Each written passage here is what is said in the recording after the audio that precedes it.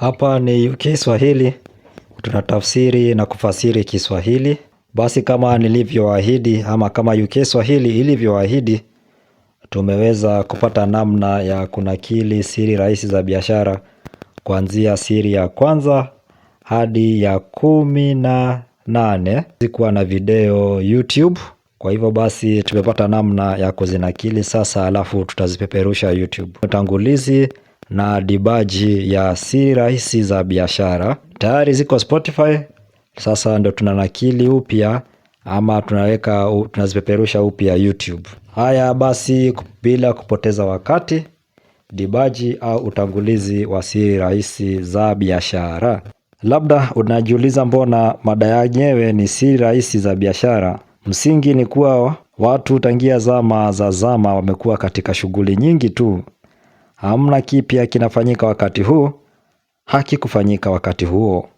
Mwanzo wake ulianza zaidi ya milenia 4 imepita. Siku za kina Nuhu, Yohana, ama kwa wale wenye wanadai wameingia kidato wakapata shahada, stashahada, uzamili na uzamilivu vyuo vikuu, watasema kwa Kiingereza chao since the days of Zinjanthropus. Eti kututisha na lahaja za unyenye.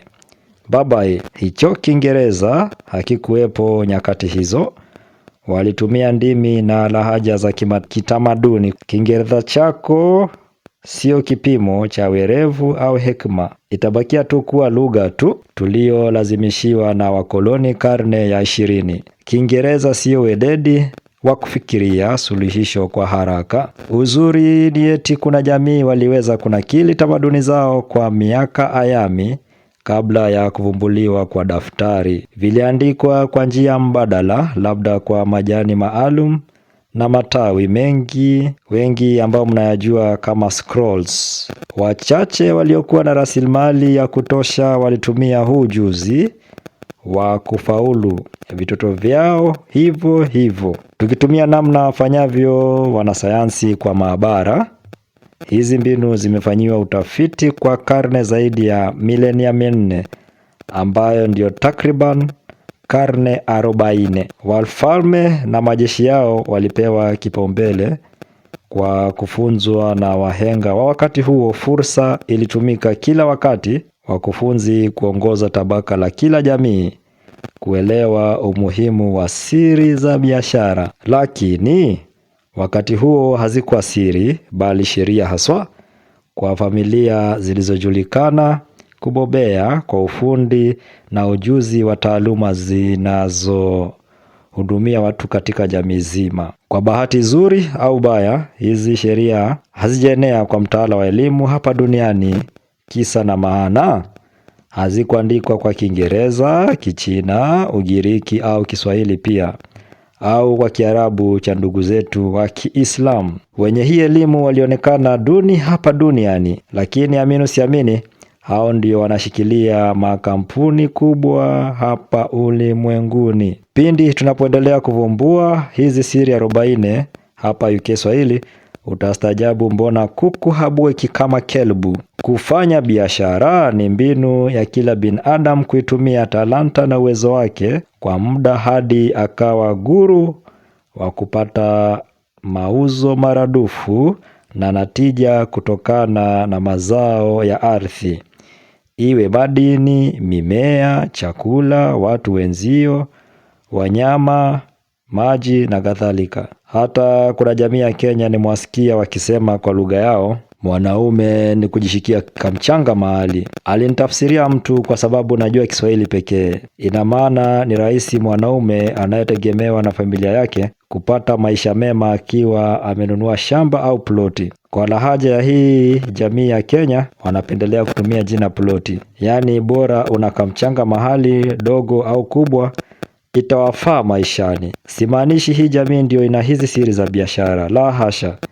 Ni jamii tofauti nje ya Afrika Mashariki na sio mahala popote Afrika au Marekani au Uingereza. Umenoa. Hizi siri zimeonyesha hamna yeyote aliye hai hapa duniani au ako hai mbinguni au ahera anaweza ishi bila kumtegemea mwingine. Hata Malkia alihitaji jeshi na makarani, wakurugenzi, wahasibu, wahandisi na wenye kuchimba vyoo ndio aweze kuongoza himaya ya watu ndani na nje ya Uingereza. Yoyote anadakia kujiita Miss Independent au Mr. Independent ni dhahiri hajui umuhimu wa siri rahisi 40 za kuhudumia binadamu wenzio ndio uwe bwanyenye kupindukia bila kuwa na msongo wa mawazo, hata ukiwa umejenga kasri yako katikati ya madongo poromoka kama Kibra, Korogocho, Mukuru kwa Jenga na kadhalika. Hautakosa hata lepe la usingizi ukiishi vyema na watu,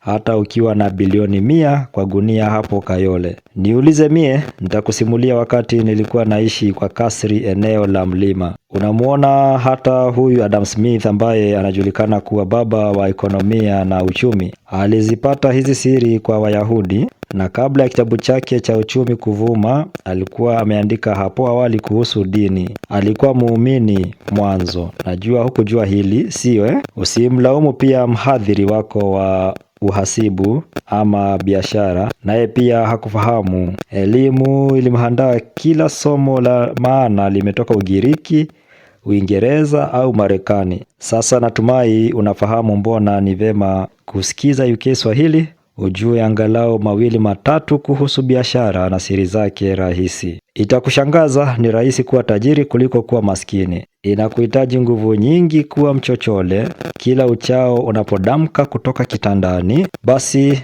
fanya hila, ungana nasi kuanzia siri ya kwanza. Nitakuwa na nukuu zaidi kutoka kitabu chake Rabbi Daniel Lapin ambaye ameandika kwa marefu na mapana kuhusu siri rahisi za biashara zilizo kwa Biblia, ama kwa Kiingereza wanasema Business Secrets from the Bible. Hapa tunatumia lugha ambayo itawafikia halaiki kubwa ya watu wanaoongea Swahili. Ni kwa faida yetu sisi sote tukiweza kusambaza elimu kwa wengi ambao ni nadra sana kupata nafasi kuingia maktaba au pia hawakupata nafasi kuingia vyuo vikuu ambako vitabu vya kufanya utafiti vipo. Basi ndio mwanzo rasmi wa siri rahisi za biashara. Usisahau kujisajili YouTube ndio uweze kuona hizi video, lakini kama unataka kusikiza sauti peke yake utazipata Spotify UK.